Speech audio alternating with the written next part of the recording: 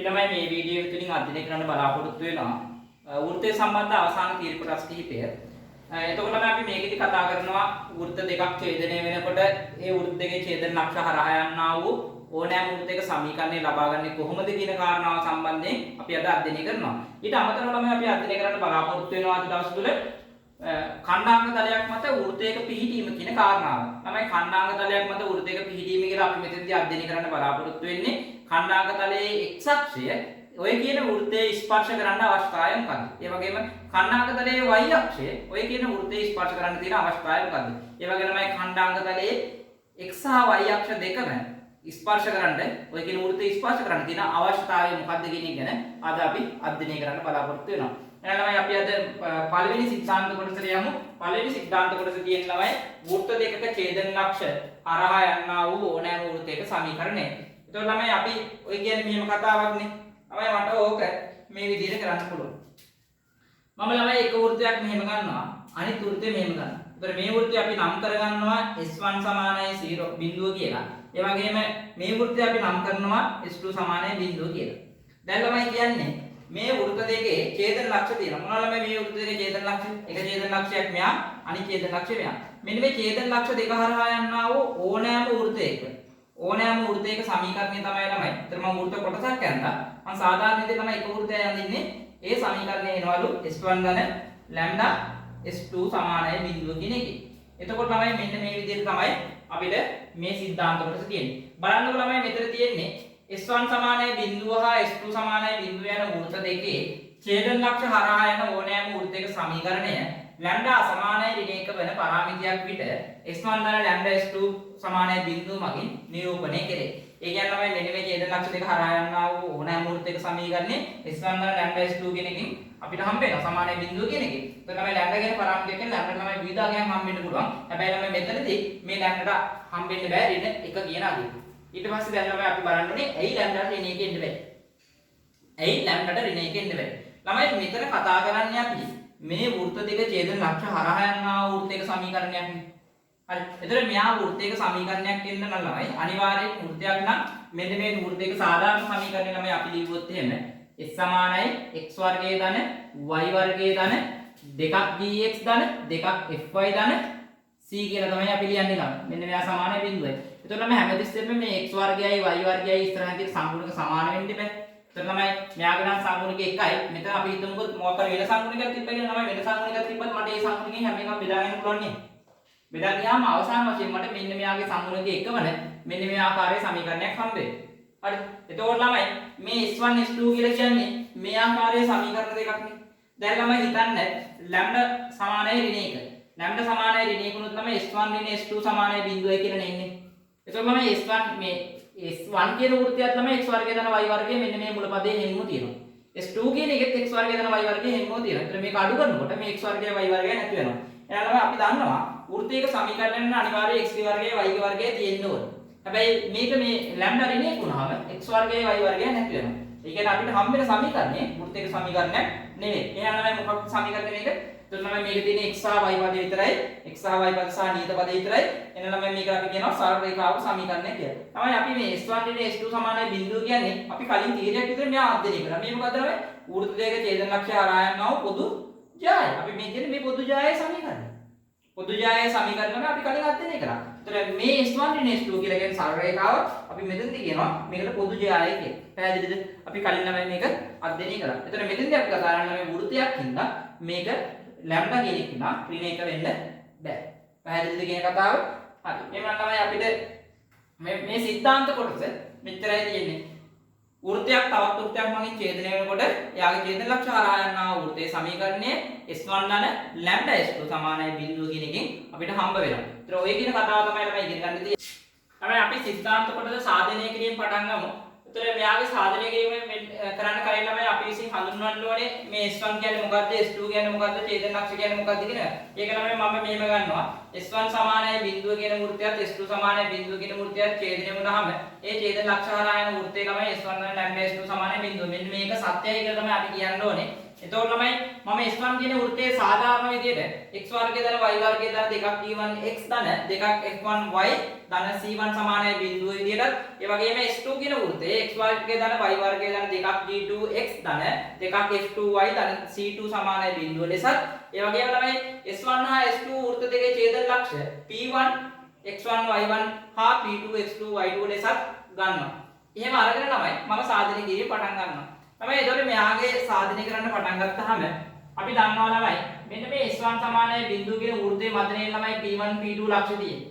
ඔය විදිහටම මේ S2 සමානයි බිඳුව කියන වෘත්තයේ මතනේ ළමයි p1 p2 ලක්ෂ්‍ය තියෙන්නේ. ළමයි මම එක ලක්ෂයක් විතරක් සලකනවා. එතකොට ළමයි මට කියන්න පුළුවන් ළමයි S1 හා S2 වෘත්තවල වෘත්ත මත p1 ලක්ෂය පවතී.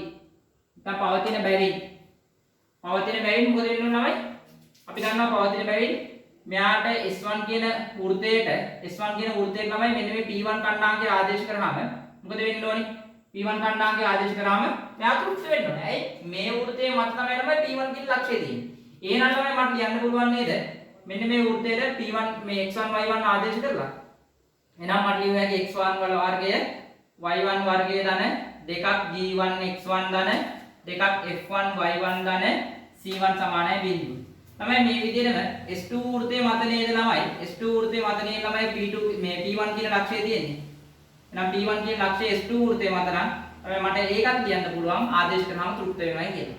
එහෙනම් මට එතනින් ගන්න පුළුවන් ළමයි x1 වර්ගය ධන y1 වර්ගය ධන 2ක් g2 x1 ධන 2ක් f2 y1 ධන c2 සමානයි බිඳුව. S2 කියන්නේ මේකනේ මෙයා තමයි xy වලට x1 y1 ආදේශ කරන්නේ. දැන් ළමයි මට මේක මම පළවෙනි සම්බන්ධයේ විදිහටත් මෙයා ළමයි දෙවෙනි සම්බන්ධයේ විදිහටත් මම නම් කරනවා. ඊළඟට ළමයි දැන් මේ මට කියන්න බෑ ළමයි මෙයා මුලින්ම අනිවාර්යෙන් මේ s1 ධන λ s2 සමානයි බිඳුව මගෙන් හම්බ වෙන්න වෘත්තයක් කියලා. ඒක ළමයි පැහැදිලි කරන්නේ කොහොමද? මට ළමයි ඒක මෙහෙම පැහැදිලි කරලා හැටයි නේ. දැන් මම S1 ධන λ s2 කියන එක සමානයි බිඳුව කියන වෘත්තය සලකනවා. S1 ධන λ s2 සමානයි බිඳුව වෘත්තයේ සලකමු. තමයි දැන් මම try කරන්නේ මෙයා වෘත්තයක් කියලා කියන්නේ. මෙන්න මේක නැත්නම් අපි මේ වෘත්තය කියන්නේ නැතුව සමීකරණය සලකමු කියලා ගමුකෝ. මෙයා ළමයි සමීකරණය සලකමු කියලා ගමු. සමීකරණය සලකමු.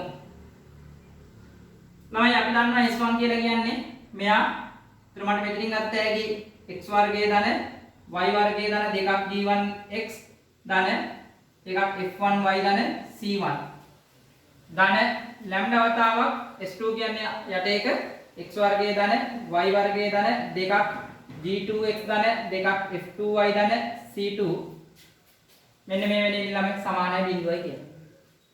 දැන් ළමයි අපිට පේනවා මෙයාගේ ළමයි x වර්ග පද එක දැනගෙන ගන්න. තමයි x වර්ග පදේ එක දැනගෙන ගත්තාම 1 ධන ලැම්ඩා කියලා එන්නේ. 1 ධන ලැම්ඩා වතාවක් x වර්ගය ඊළඟට 1 ධන ලැම්ඩා වතාවක් y වර්ගය ඊළඟ මෙතනින් අපිට දෙකේ ඉලක්කම ඉදිරියට ගන්න පුළුවන්. ඒතර මෙතනින් ගත්ත හැකි g1 ධන ලැම්ඩා වතාවක් x ඒ වගේම දෙකේ ඉලක්කම ඉදිරියට දාන්න පුළුවන්. මෙයා ගත්ත හැකි f1 ධන ලැම්ඩා වතාවක් y ඊළඟ තමයි c1 ධන ලැම්ඩා c2 සමානයි බිඳුවයි කියලා ගත්තා. දැන් ළමයි අපිට පේනවා මෙයාගේ ළමයි x වර්ගයේ y වර්ගයේ සංගුණ මොකද වෙන්නේ? සමානයි. ඒ වගේම xy ගුණිත පද නැහැ. x වර්ගයේ y වර්ගයේ සංගුණක සමානයි xy ගුණිත පද නැහැ කියන්නේ මේ සමීකරණය මොකද්ද? මේ සමීකරණය මේ වෘත්තයක සමීකරණයක්ම වෙන්න ඕනේ. ඒකෙන් තමයි අපිට ලියන්න පුළුවන් මෙහි මේව ලියන්නේ මෙහි x වර්ගයේ හා y වර්ගයේ සංගුණක සමාන දෙයි. තවද මේ xy ගුණිත නැත. එබැවින් මෙම සමීකරණය වෘත්තයකම සමීකරණයක් විය යුතුයි. එබැවින් මෙම සමීකරණය වෘත්තයක සමීකරණයක් විය යුතුයි. ළමයි මම ඒක ලිව්වේ නෑ. ඕගොල්ලෝ ඒක ලියාගන්න. මේ x වර්ගයේ සහ y වර්ගයේ සංගුණක සමානයි. තවද xy ගුණිත පද නැත. එබැවින් මෙය වෘත්තයකම සමීකරණයක් විය යුතුයි. එබැවින් මේ වෘත්තයකම සමීකරණයක් විය යුතුයි.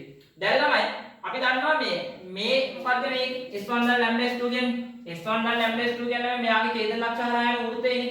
එහෙනම් ඡේදන ලක්ෂ හරහා යන වෘත්තේ නම් මේ s1 ලැම්ඩා s2 කියන එකනාගේ මේ p1 කියන කණ්ඩායමේ ආදේශ කරාම මොකද වෙන්න ඕනේ? තෘප්ත වෙන්න ඕනේ. ඇයි ළමයි මේ ඡේදන ලක්ෂ හරහා යන වෘත්තේ නම් මේක මෙයාට ආදේශ කරාම මෙයා තෘප්ත වෙන්න ඕනේ නේද ළමයි? එහෙනම් අපිට ළමයි මෙයා ආදේශ කරලා ලියන්න පුළුවන්. ළමයි මම මෙතන මේ ටික මකන්නම්. දැන් ළමයි අපිට ලියන්න පුළුවන් මෙන්න මෙහෙම. S1 ධන lambda S2 එයා ලියන්න පුළුවන් මෙහෙම ළමයි S1 ධන lambda S2 සමානයි බිඳුව මත P1 ලක්ෂය ඇති බැවින් P1 ඇති බැවින් මේක ආදේශ කරාම මොකද වෙන්න ඕනේ S1 ධන lambda S2 P1 කියන කණ්ඩාංගය ආදේශ කරාම මොකද වෙන්න ඕනේ සමානයි බිඳුව විය යුතුයි. එහෙනම් ළමයි මම පෙන්නුවා නම් හරි මෙයාගේ left hand side එක කරා P1 කණ්ඩාංගය ආදේශ කරලා පෙන්නනවා බිඳුවක් එනවා කියලා. ළමයි ඒක මෙහෙම පෙන්නන්න පුළුවන් මේ. දැන් ළමයි මෙයාගේ S1 කියලා කියන්නේ මොකද්ද? අපේ S1 කියන්නේ අතන. S1 කියලා කියන්නේ මැකුවා. ඒතර S1 ට ළමයි x1 y1 කණ්ඩාංගය ආදේශ කරාම අපිට එන්නේ මම මේම ලියන්නම්කෝ x1 වර්ගය ධන y1 වර්ගය ධන 2ක් g1 x1 ධන 2ක් f1 y1 ධන c1 කියලා එනවා. මේනේ මොකද්ද ළමයි? මේනේ මගේ S1 වලට x1 y1 නැත්නම් p1 කණ්ඩාංගය ආදේශ කරලා යන්නේ. ඊළඟ ළමයි lambda මේ තියෙන්නේ S2 වලට තමයි x1 y1 ආදේශ කරන්නේ. එතන මෙතන නා x1 වර්ගය ධන y1 වර්ගය ධන 2ක් g2 x1 ධන 2ක් f2 y1 ධන c2 කියලා එනවා. දැන් ළමයි මට කියන්න ඕනේ මෙයා මක් කියනවා කියලා මෙයා බිඳුවක් කියලා නේද කියන්න ඕනේ. ඉතින් ළමයි අපි දන්නවා මේ කැලේ කියන ළමයි මෙයා ළමයි බිඳුවක් කියලා අපි දන්නවා නම් අපි කලින් ඔප්පු කරා. එහෙනම් මට කියන්න පුළුවන් මෙයා බිඳුවයි කියලා. ධන lambda වතාවක් තමයි මේක කියන්නේ. මේකත් බිඳුවයි කලින් අපි ඔප්පු කරා. එහෙනම් මෙතනත් බිඳුවයි. එහෙනම් ළමයි මෙතන අපිට කිව්වේ ඇයි බිඳුව ධන lambda බිඳුව කියන්නේ කීයද? බිඳුවයි. අන්න ළමයි S1 ධන lambda S2 P1 කියන ලක්ෂ්‍ය ආදේශ කරාම ළමයි බිඳුව එනවා නම් මෙයා අනිවාර්යෙන් මෙන්න මේ P1 කියන ලක්ෂ්‍යය තියෙන්නේ S1 ධන lambda S2 වෘත්තය මත. ළමයි දැන් මට මේ විදිහට කියන්න පුළුවන් නේ P2 ලක්ෂ්‍යය සලකලා.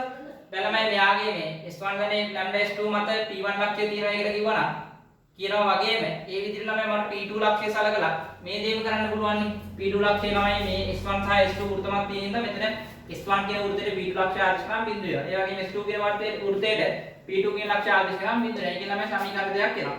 ඊළඟට තමයි මේ සමීකරණ දෙක දැන් මේ lambda S1 ධන lambda S2 සමානයි බිඳුව කියන එකෙත් තමයි මේ මත තියෙන ලක්ෂ්‍යයන්නේ P2 කියන එක. නම් P2 මෙයාට ආදේශ කරාම තෘප්ත වෙන්න බෑ. එතන මෙයා තෘප්ත වෙනවා කියලා අපිට පෙන්වන්න පුළුවන් නම් මෙතන P2 ආදේශ කරන්න. P2 ආදේශ කරාම ආපහුම මෙතනින් මේ සමීකරණය සෙට් වෙනවා. P2 ආදේශ කළා මෙන්න ඒක. අන්න මෙතන තමයි මේ සමීකරණය සෙට් වෙනවා. ඒක තමයි බිඳුවයි කියලා එනවා. එතකොට තමයි අපි සංයුක්ත ගණිතයේදී එකම දේ දෙපාරක් කරන්නේ නැහැ. එකම දේ දෙපාරක් කරන්නේ නැති නිසා මට මේ සිද්ධිය ලියන්න පුළුවන්. මෙලෙසම P2 ලක්ෂ්‍යය සැලකීමෙන් S1 ධන lambda S2 සමානයි බිඳුව වෘත්තයේ මත පවතින බව පැහැදිලි කර හැකියි. නැත්නම් සාධනය කර හැකියි. එයාලම ඒක වාක්‍යයකින් ලියන්න පුළුවන්. එයාලම අපිට ලියන්න පුළුවන් මේම මුලින්ම ළමයි මෙතනින් කියන්න පුළුවන්. එබැවින් P1 ලක්ෂය S1 ධන lambda S2 සමානයි බිඳුව වෘත්තයේ මත පිහිටයි. දැන් ළමයි අපි ආ ඔප්පු කරලා තියෙන්නේ.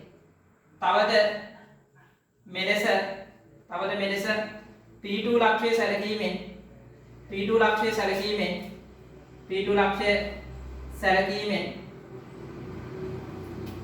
එයත් S1 ධන lambda S2 සමානයි බිඳුව වෘත්තයේ මත පිහිටන බව පෙන්විය හැක. අර නේලවයි එනම් හරියට ඒතර මේ S1 ධන lambda S2 වෘත්තයේ මත P1 P2 ලක්ෂය තියෙනවා කියලා කියනවායි මේ වෘත්ත දෙකේ ඡේදන ලක්ෂණ P1 P2 කියලා කියන්නේ. ඒතර මේ වෘත්ත දෙකේ ඡේදන ලක්ෂ හරහා යනා වූ වෘත්තයක් නේද S1 ධන lambda S2 කියලා කියන්නේ. S1 ධන lambda S2 කියන්නේ ඒ හරහා යන වෘත්තය. ළමයි මේ විදිහට තමයි මෙයා සාධනය කරන්නේ. මේ ළමයි වෘත්තයේ ගොඩාක් තියෙයි අපි මේ විදිහට සාධනය කරා. වෘත්තය විතරක් නෙවෙයි සරල රේඛාවෙත් අපි මේ විදිහට සාධනය කරා. ළමයි කලින් තීරිය උපකරණ එකේ මට පොඩි දෙයක් කියන්නම තිබුණා. ඒක ළමයි අපි අර S1 ධන lambda S2 සමානයි බිඳුව කියලා අපි ගත්තානේ. ඒතර ඒක අරගෙන ළමයි යා වෘත්තයක සමීකරණයක් කියලා කියන ළමයි මට එතෙන්දී අපි කියන්න ඕනේ යාගේ අර x වර්ගය y වර්ගයේ සංගුණක සමානයි. හැබැයි සමාන වෙනකොට ළමයි එතන අර එක ධන lambda කියලා නෙන්නේ. ඒතර එක ධන lambda කියන එක ළමයි සංගුණකයක් වෘත්තයක් වෙන්න නම් අනිවාර්යයෙන් x වර්ගය y වර්ගයේ පදයක් තියෙන්න බෑ. එයන් ළමයි lambda අසමානයි ඍණ 1 විට කියලා එතන කියන්නේ. ලියන්න ඕනේ. එතකොට ලැම්ඩා සමානයි ඍණ 1 වන විට x වර්ගය හා y වර්ගයේ සංගුණක සමාන වන අතර xy ගුණිත පද නැති බැවින් මෙම සමීකරණය අනිවාර්යයෙන් වෘත්තයක සමීකරණය විය යුතුයි කියන වාක්‍යය. එතන ළමයි ලියවෙන්න ඕනේ. ඒ කියන්නේ ලැම්ඩා සමානයි ඍණ 1 කියන එක ඒ ඔප්පු කිරීම කරනකොට අපි ලියන්න ඕනේ දෙයක්. මට ඒක එතන ලියන්න බැරි වුණා. ඒක ඕගොල්ලෝ බලලා හදාගන්න. හරි ළමයි අපි ඊළඟට උදාහරණ ගානක් බලමු මේ අපේ සිද්ධාන්තය පැහැදිලි කරගන්න. එතකොට මේකේ තියෙනවා x වර්ගය ධන y වර්ගය ඍණ 4x ඍණ 8y ධන 16 සමානයි බිඳුව හා x වර්ගය ධන y වර්ගය ධන 6x ඍණ 4y ඍණ 3 සමානයි බිඳුව වෘත්තවල ඡේදන ලක්ෂ හරහා මූල ලක්ෂය හරහා යන වෘත්තයේ සමීකරණය. තවද ඉහත වෘත්ත දෙකේ ඡේදන ලක්ෂයේ විස්කම්භය ලෙස ඇති වෘත්තයේ සමීකරණය අහන්න. මුලින්ම අපි පළවෙනි ප්‍රශ්නේ ගමු. එතකොට ළමයි වෘත්ත දෙකක් නේ තියෙන්නේ. වෘත්ත දෙකේ ඡේදන ලක්ෂ හරහා යන්නත් ඕනේ මූල ලක්ෂය හරහා යන්නත් වෘත්තය තමයි අහන්නේ. ඒ කියන්නේ මම මේකට පින්තූරයක් ඇඳුවොත් එහෙම මේ තියෙන්නේ මගේ එක වෘත්තයක් මේ තියෙන්නේ මගේ එක වෘත්තයක්. තමයි මම මේ තියෙන්නේ S1 කියන වෘත්තය කියලා ගන්නවා. මේ තියෙන්නේ S2 කියන වෘත්තය ගන්නවා. එතකොට මෙයාගේ අපේ ඔය කියන්නේ මෙයාගේ ඡේදන ලක්ෂ හරහා යනා වෘත්තය මේ වගේ එකක් නේ. එතකොට මෙන්න මේ ඡේදන ලක්ෂ හරහා යනා වෘත්තේ අනිවාර්යෙන් මූල ලක්ෂය හරහා යන්නත් ඕනේ. ඔන්න ඔය වගේ කතාවක් කියනවා. එතකොට ළමයි අපිට ගන්න පුළුවන් මේ ඡේදන ලක්ෂ හරහා යනා වූ වෘත්තය ලියන්න පුළුවන්. කොහොමද ළමයි ඡේදන ලක්ෂ හරහා යනා වූ වෘත්තය ලියන්නේ? ඡේදන ලක්ෂ හරහා යනා වූ වෘත්තය. යනා වූ වෘත්තය අපිට ලියන්න පුළුවන් ළමයි S1 ධන ලැම්ඩා S2 සමානයි බිඳුව. දැන් S1 කියන්නේ ළමයි මගේ මේක.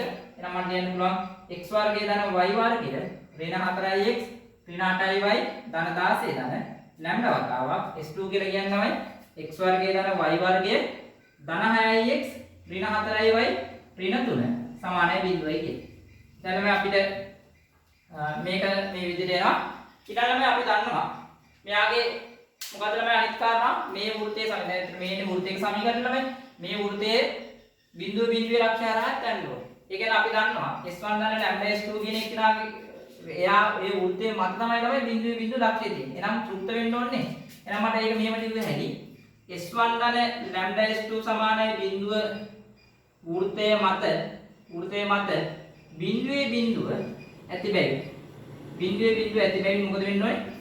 මෙයාට මේ S1 ධන ලැම්ඩා S2 ට බිඳුවේ බිඳුව ආදේශ කරාම මෙයා සමානයි බිඳුව විය යුතුයි. තමයි එහෙනම් මෙයාට ආදේශ කරලා බලන්න බිඳුව වෙනවා කියලා මම මේක ආදේශ කරනවා. ඒතර මගේ S1 ධන ලැම්ඩා S2 ට බිඳුවේ බිඳුව ආදේශ කරලා ආදේශ කරාම බිඳුව වෙන්න ඕනේ. බිඳුව වෙනවා නම් මම තුන ගන්න පදේ ලැම්ඩා විතරයි ලැම්ඩා හොයාගන්න පුළුවන්. ආදේශ කරමු බිඳුව. එතන මෙයා බිඳුවයි y බිඳුවයි එතන මෙයා බිඳුවයි මෙයාට බිඳුවයි 16යි ධන ලැම්ඩා වතාවක් බිඳුව ධන බිඳුව ධන බිඳුව ධන බිඳුව ඍණ 3 සමානයි බිඳුවයි කියලා. එතන මේක පොන්න එකපාර ලියුවා. 16 ධන 16 ඍණ 3යි ලැම්ඩා සමානයි බිඳුව. ඒ කියන්නේ මේ 3යි ලැම්ඩා සමානයි 16 ලැම්ඩා සමානයි 16 බෙදීම 3. තමයි මේ බිඳුව නොදාවන්න එකපාර ලියන්න පුළුවන්. මම ඔයගලන්ට පැහැදිලි වෙන්න බිඳුව දැන්නේ. නැත්නම් එකපාර ළමයි x වලට වලට බිඳ දැම්මම 16 සමානයි 16 ඍණ 3යි ලැම්ඩා සමානයි බිඳුවයි. ඒකෙන් ළමයි ලැම්ඩා එනවා 16 ඍණ 3යි. දැන් ළමයි මට වෘත්තයේ සමීකරණය ගන්න පුළුවන්. මෙයාගේ වෘත්තයේ සමීකරණය ගන්න පුළුවන්. මෙයාට ලැම්ඩාගේ 3 දැම්මම. එහෙනම් මම එකක් කියන්නම් ළමයි. මේ අනුව අපිට එනවා S1 ධන ලැම්ඩා S2 සමානයි බිඳුව කියන වෘත්තය. එතකොට ළමයි S1 කියන ලැම්ඩා S2 කියන්නේ මේකනේ. මෙයාගේ ළමයි මම x වර්ග පද එකට ගන්නවා. එතකොට මෙතන එනවා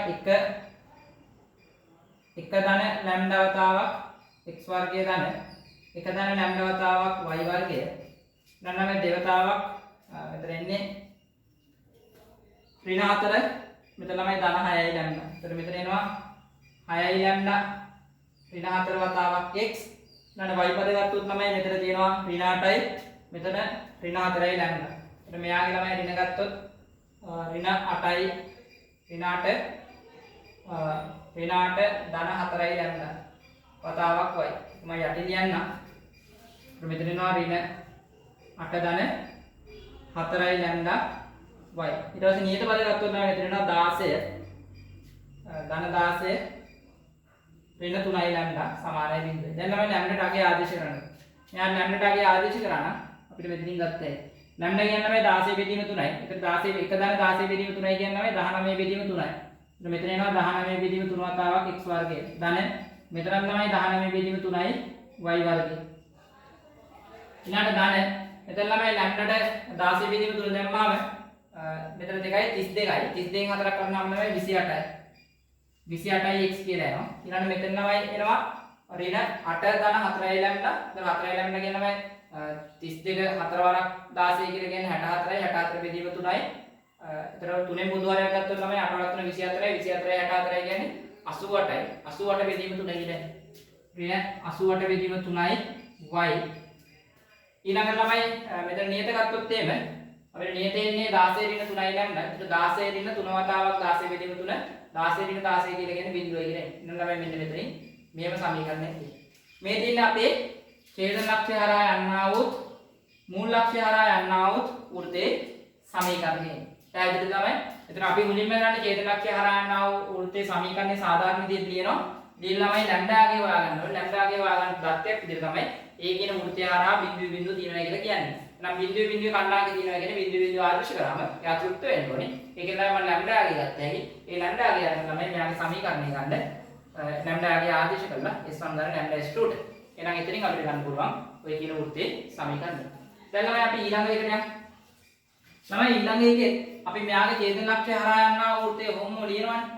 ඒක ඡේදන ලක්ෂ්‍ය හරහා යන්නා වූ වෘත්තේ ලියනවා. මම ළමයි ඒක හැමෝම තියදී අනිත් එක මකලා දානවා. හරි. හරි. ඊට පස්සේ ළමයි මොකද කරන්නේ? දැන් ඡේදන ලක්ෂ්‍ය හරහා යන්නා වූ වෘත්තේ සමීකරණය අපි හොයලා තියෙන්නේ. ඊළඟ ළමයි කියන්නේ මෙන්න මේ ඡේදන ලක්ෂ්‍ය හරහා යන්නා වූ මේ ඡේදන ලක්ෂ්‍ය දෙකේ වෘත්තේ විස්කම්භය විදිහට තියෙනවා. ඒ කියන්නේ මොකද්ද? වෘත්තේ විස්කම්භය විදිහට තියෙනවා නම් ළමයි වෘත්තේ විස්කම්භය විදිහට තියෙනවා නම් අපිට එතනින් මොකද්ද ගන්න පුළුවන්? වෘත්තේ විස්කම්භය විදිහට තියෙනවා ළමයි ඔය කියන විස්කම්භය මත නේද යාගේ කේන්ද්‍රය තියෙන්නේ. හරි. මේ කියන විස්කම්භය මත තමයි මෙයාගේ කේන්ද්‍රය තියෙන්නේ. ඒතර අපි දන්නවා ළමයි මෙයාගේ කේන්ද්‍රයේ තියෙන රේඛාව තමයි මෙයාගේ න්‍යාය. අපි ඒක මෙහෙම ගමු. මෙන්න මේක සමීකරණය මට ලියන්න පුළුවන්. මෙයාගේ සමීකරණය කියන්නේ S1 ඍණ S2 සමානයි බිඳුව. මේකෙන් එන්නේ මොකද්ද ළමයි? මෙන්න මේ වෘත්ත දෙකේ පොදු න්‍යාය. තමයි එහෙනම් අනිවාර්යෙන් මේ වෘත්ත දෙකේ පොදු න්‍යාය මත නේද මේ වෘත්තයේ කේන්ද්‍රය තියෙන්නේ. මේ වෘත්තයේ කේන්ද්‍රය තියෙනවා ඔය පොදු න්‍යාය මත නේ. ඒකෙන් තමයි මට මෙයාගේ කේන්ද්‍රේ කණ්ණාංකي ගන්න ඕන හින්දා මම මෙයා සම්මත විදියට හදා ගන්නවා. මෙයා සම්මත විදියට හදාගත්තොත් කොහොමද තමයි x වර්ග පද එක ධනයකට ගන්න. එතකොට මෙයාගෙන එක ධන ලැම්ඩා වතාවක් x වර්ගයේ ධන එක ධන ලැම්ඩා වතාවක් y වර්ගයේ ඊළඟට මෙතන එනවා 6යි ලැම්ඩා ඍණ 4 වතාවක් x කියලා. ඊළඟට මෙතනින් එනවා ළමයි ඍණ 8 ධන 4යි ලැම්ඩා වතාවක් y. මෙතන එනවා ළමයි 16 ධන 16 ඍණ 3යි ලැම්ඩා සමානයි බිඳුවයි කියලා. ඔන්න ඔමේ. එහෙනම් ළමයි මට ගත්ත හැකි මේ ඡේද ලක්ෂ්‍ය හරහා යනවා වෘත්තයේ සමීකරණය මේක නම් මෙයාගේ ළමයි කේන්ද්‍රයේ කණ්ඩාංකය ගන්න පුළුවන් නේ. හරි. මෙයාගේ ළමයි කේන්ද්‍රයේ කණ්ඩාංකය. ඒතර මම ගන්නවා මෙහෙම S1 ධන ලැම්ඩා S2 සමානයි බිඳුවේදී කේන්ද්‍රය. මම මෙයාගේ කේන්ද්‍රය ගන්නේ කොහොමද? මම එයාගේ කේන්ද්‍රය O කියලා ගත්තොත් O කියන එක ගන්න ගත්තා කියලා තමයි x ගේ කණ්ඩාංකය x ගේ සංගුණකයේ භාගේ ඍණාගය. x ගේ සංගුණකය කියලා 6යි ලැම්ඩා ඍණ 4. එතකොට එයා දෙකෙන් බෙදුනම 3යි ලැම්ඩා ඍණ 2. එයාගේ ළමයි ඍණ සංගුණ ඍණින් වැඩි කරන්න ඕන. එතන මට මෙතනින් එනවා 2 ඍණ 3යි ලැම්ඩා කියලා. x සංගුණ x ගේ කණ්ඩාංකය y ගේ කණ්ඩාංකය ගත්තා කියලා තමයි x ගේ සංගුණකයේ 8 ධන 4යි ලැම්ඩා. මෙයාගෙන් භාගයෙන් 4 ධන 2යි ලැම්ඩා. 4 ධන 2යි ලැම්ඩා ඍණාගය කියන්නේ ඍණින් වෙනවම ධනාගයක් කියලා. එතන 4 ධන 2යි ලැම්ඩා කියලා ඉන්නේ. ළමයි මෙන්න මේක තමයි මෙයාගේ කේන්ද්‍රයේ කණ්ඩාංකය. දැන් ළමයි අපි දන්නවා මේ ඡේද ලක්ෂ දෙක විස්කම්භය වෙන්න එපා. එහෙනම් ළමයි විස්කම්භ රේඛාව කියලා කියන්නේ මෙයාගේ මේ මොනවාද පොදු න්‍යාය. එහෙනම් වෘත්ත දෙකේ පොදු න්‍යායයේ සමීකරණය අපි ගත්තොත් S1 හා S2 හි පොදු න්‍යාය ගත්තා එයා පිට ලියන්න පුළුවන් ළමයි S1 ඍණ S2 සමානයි බිඳුව. ළමයි මෙයා ගත්ත හැකි S1 කියලා කියන්නේ මේක S2 කියන්නේ මේක අඩු ග්‍රාම කියනවා මේ x වර්ගයේ ධන y වර්ගය ඍණ 4යි x ඍණ 8යි y ධන 16 ඍණ x වර්ගයේ ධන y වර්ගයේ ධන 6යි x ඍණ 4යි y ඍණ 3 සමානයි බිඳුව. දැන් නම් මෙයාගේ x වර්ගයයි y වර්ගයයි කැපිලා යනවා. ඍණ 4යි ඍණ 6යි කියනවා මෙතන ඍණ 10යි x කියලා එනවා. ඍණ 8යි ධන 4යි කියලා කියනවා ඍණ 4යි y කියලා එනවා. 16 ධන 3 කියනවා 19යි කියලා එනවා. ළමයි මෙන්න මෙතනින් එනවා අපිට 10යි x ධන 4යි y ඍණ 19 සමානයි 0යි. ළමයි මේ ඉන්නේ පොදු ජායේ සමීකරණේ හේවත් විස්කම්භයේ සමීකරණ. විස්කම්භයේ රේඛාව කියලා ගත්තොත් ඔය විස්කම්භයේ සමීකරණේ තමයි එන්නේ. එහෙනම් ළමයි මේ විස්කම්භයේ මත වෘත්තයේ කේන්ද්‍රය පවතින බැරි. ඒක ලියන්න පුළුවන් විස්කම්භයේ මත වෘත්තයේ කේන්ද්‍රය පවතින බැරි. කේන්ද්‍රය පවතින බැරි මෙයාගේ ළමයි විස්කම්භ රේඛාවට කේන්ද්‍රකයේ ආදේශ කරාම විස්කම්භ රේඛා කේන්ද්‍රයේ ආදේශ කරාම කේන්ද්‍රය කියලා කියන්නේ ළමයි 2 ඍණ 3යි ලැම්ඩා අනිත් එක 4 ධන 2යි ලැම්ඩා. මෙයා ආදේශ කරාම මොකද වෙන්න ඕනේ? තෘප්ත වෙන්න ඕනේ. බිඳුවට සමාන විය යුතුයි. මෙතෙන් ළමයි මම ලැම්ඩාට අගේ ගන්න පුළුවන්. නම් මෙන්න ලැම්ඩාගේ අපි හොයමු. උතර මෙතන එනවා 10 වතාවක් 2 ඍණ 3යි ලැම්ඩා ධන 4 වතාවක් 4 ධන 2යි ලැම්ඩා ඍණ 19 සමානයි 0යි. එතන මෙතන එනවා 20යි 20යි 16යි 30යි 19 කඩු කරාම ළමයි 19 කඩු කරාම 17යි කියලා. එතකොට මෙතන එනවා ඍණ 30යි ඍණ 30යි ධන 8යි කියන්නේ ඍණ 22යි. එතන මෙතන එනවා ළමයි ඍණ 22යි ලැම්ඩා කියන සමානයි 0. එයාලා මෙතන ලැම්ඩා කියන එක කියලා එනවා. ලැම්ඩා කියන එක කියලා එනවා 17 බෙදීම 22යි කියන්නේ.